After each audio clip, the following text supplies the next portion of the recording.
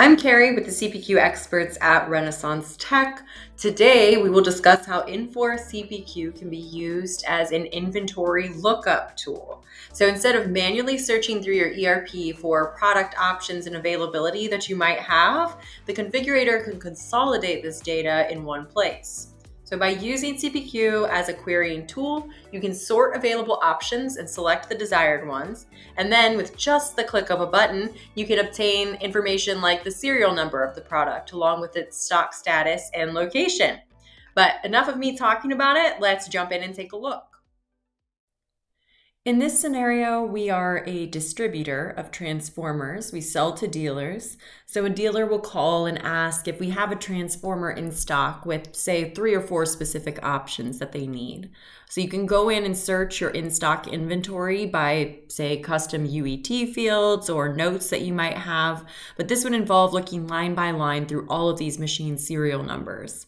This is obviously going to be a bit of a time-consuming venture.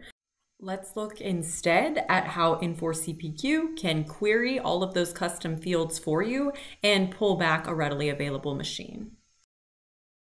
So you can see right here, we are in the configuration screen now, and we have our first question asking us to select defaults for the configuration. Let's say the dealer says they want a single phase transformer. They want the winding to be copper. They want the temp to be 115, we'll leave that. And then for the efficiency down here, the one thing they want to change is to make this DOE 2016. So we select that. Okay, and then we hit the continue button. Now it's thinking, and then it brings us over here to this serial number tab. And this is where you can see serial number with a drop down. So this shows us that we have one transformer in stock, gives us the serial number right here. And it lets us know that it is in our main warehouse, again, in stock and ready to go. If the dealer is ready to purchase this transformer from us, then there we go. But let's say the dealer comes back and they say, oops, made a little mistake. Check on one more for me, would you?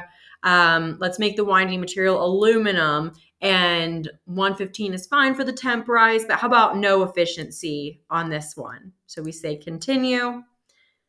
Brings us back to that serial number page. Again, drop down. Now we see based on those selections, it's returned 2 available machines to us with serial numbers. And we can go through and select to read, where the location is. This one is out on the main floor of the warehouse. So now let's say we have, again, another dealer calls us and they say, all right, this is what I want. Single phase, winding material, aluminum, keep that temperature 115. And then we'll say DOE 2016 we'll go back to for the efficiency, say continue. Now this time when we get to the serial number tab, we can see that a purchase order is required because we don't have any machines in stock that meet the specification. So at that point, we would be able to use Configurator and our options that we have selected right here to help us generate a PO that we can send in to the manufacturing company to get that machine built for our dealer customer.